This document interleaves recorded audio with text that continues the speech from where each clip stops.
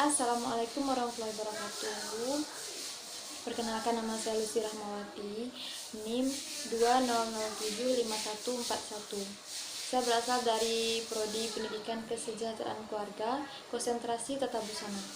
Baiklah, sebelumnya saya ingin mengucapkan terima kasih kepada dosen pengampu mata kuliah Administrasi Pendidikan dan Supervisi, yaitu kepada Bapak Dr. Hanif Al-Kadri. Kali ini saya akan membahas tentang administrasi pendidik dan tenaga kependidikan. Ini dibahas dalam Undang-Undang Nomor 20 Tahun 2003. Tenaga kependidikan itu ialah mereka yang diangkat atau anggota masyarakat yang mengabdikan diri dan diangkat untuk menunjang penyelenggaraan pendidikan. Tidak terlibat langsung, namun keberadaannya menunjang terlaksananya kependidikan. Pendidik ini juga dibahas dalam Undang-Undang Nomor 20 Tahun 2003.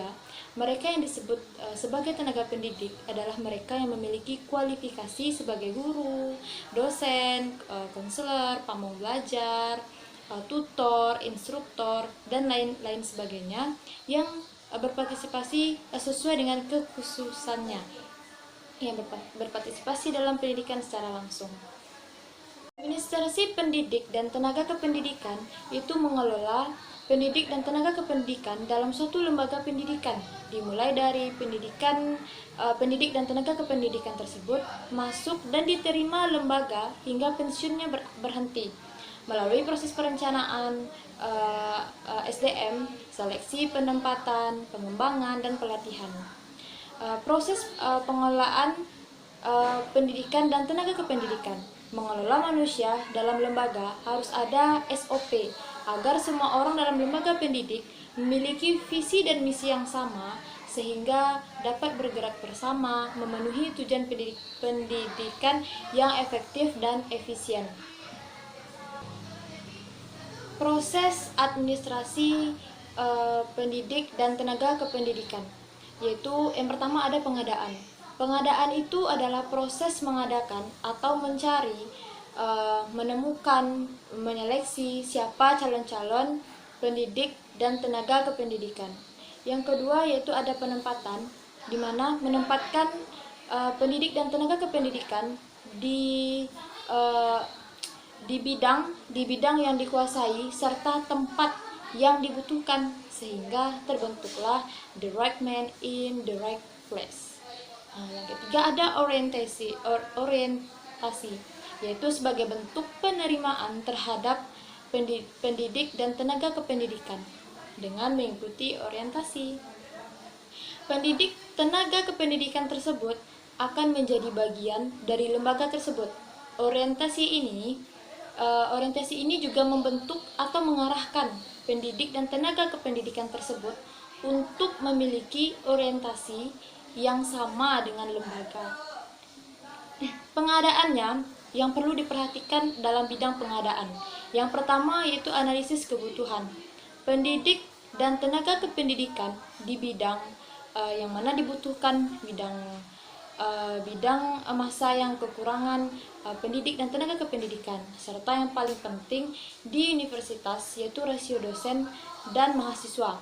Yang kedua yaitu ada rekrutmen, yaitu analisis syarat, perbincangan tim mengenai pendidik dan tenaga kependidikan yang dibutuhkan. Yang ketiga yaitu ada penyeleksian, yaitu untuk memilih yang terbaik dari yang terbaik. Agar apa? Agar dapat memenuhi syarat.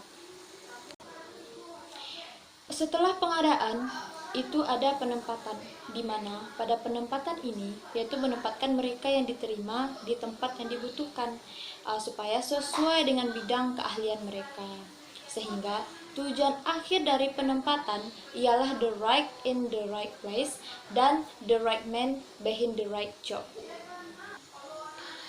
Kemudian ada cuti pendidik dan tenaga pendidikan, yaitu dibahas pada Undang-Undang Nomor 13 Tahun 2013 Pasal 79 Ayat 2, yaitu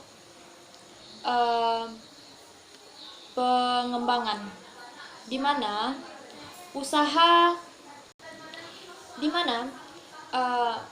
Pengembangan dan pembinaan yaitu usaha yang meningkatkan kemampuan teknis sebagai pendidik dan tenaga kependidikan secara teoritis, di mana adanya konseptual dan moral keseluruhan pendidik dan tenaga kependidikan melalui pendidikan dan latihan. Kemudian baru tercapailah tujuan pembinaan, di mana pada tujuan pembinaan ini langkah yang pertama itu ada langkah pembinaan.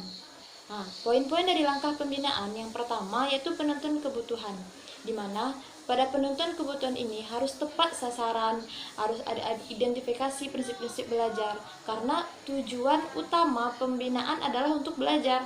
Tujuan utama dari pendidikan itu benar-benar ada untuk belajar.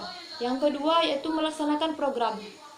Program yang telah dibuat itu harus kalau bisa dapat dilaksanakan dengan cara identifikasi saat program, apa saja yang telah terdapat pada program, apakah telah terjalan dengan baik ataukah masih ada yang belum terjalan dengan baik, sehingga adanya nanti pembenahan.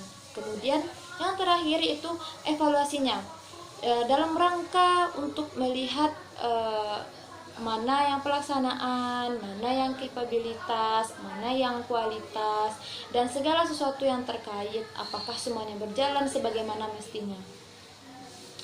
Di sini dapat disimpulkan bahwa pendidik dan tenaga kependidikan itu benar-benar penting di dalam sebuah pendidikan dan tenaga kependidikan, yaitu harus adanya unsur 5W ditambah 1H.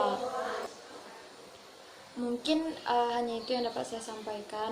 Mohon maaf atas kesalahan. Maklum di sini saya belajar bukan mengajar. Cukup saja dengan membaca wa ya'muru bil ma'ruf wa yanhauna 'anil munkar. Wassalamualaikum warahmatullahi wabarakatuh.